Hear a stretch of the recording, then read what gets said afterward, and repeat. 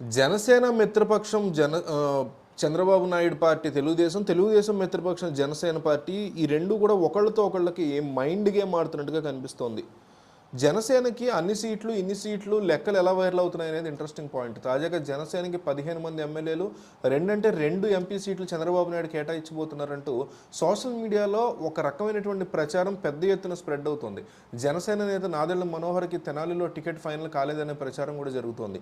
Chandrababu offer చేసిన 15 assembly 2 parliament సీట్లకి Janasena అధినేత పవన్ కళ్యాణ్ కూడా ఓకే చెప్పినట్టుగా ఒక వార్త బాగా సర్క్యులేట్ అవుతుంది. చంద్రబాబు లెక్కలో జనసేనకి ఇవ్వబోయే సీట్లు ఇప్పటికే చాలా అంకెలే సోషల్ మీడియాలో చక్కర్లు కొడుతున్నాయి.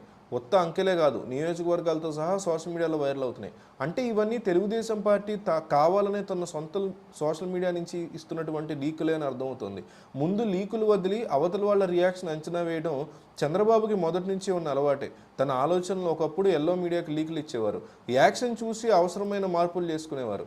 ఇప్పుడంతా సోషల్ మీడియా యుగం కదా, అందుకే ఎల్లా మీడియాతో పాటు సోషల్ మీడియా కూడా లీకులు వదులుతున్నారు. టీడీపీ నుంచి వచ్చే లీకులతో జనసేన నేతలలో టెన్షన్ పెరిగిపోయినట్లుంది. చంద్రబాబుకు కావాల్సింది కూడా సరిగ్గా ఇదే. నిజానికి ఇలాంటి వ్యూహాల కాలం చెల్లిపోయి చంద్రబాబు నాయుడు అప్డేట్ కావడానికి కారణం పార్టీ ఇలాంటి లీకుల విధానాన్ని అనుసరిస్తోంది. జనసేనకి ఇచ్చే సీట్ల సంఖ్యతో పాటు నియోజకవర్గాల జాబితాని అధికారికంగా ప్రకటించడం ఎంత ఆలస్యమైతే రెండు పార్టీలకి అంత నష్టమన్న విషయాన్ని చంద్రబాబు గ్రహించట్లేదు. జనసేనకి టికెట్లు ఇస్తే తమ్ముళ్ళు ఎట్టా రియాక్ట్ అవుతారో, ఇవ్వకపోతే జనసేన నుంచి ఎటువంటి రియాక్షన్ వస్తుందో అనే భయంతో చంద్రబాబు కాలం గడిపేస్తున్నారు. చివరికి ఈ భయమే తెలుగుదేశం పార్టీని జనసేన పార్టీని పుట్టి ముంచుతుందేమోనని తెలుగు తమ్ముళ్ళలో ఇప్పటికే చర్చ నడుస్తోంది. చివరికి ఏమవుతుందో చూడాలి.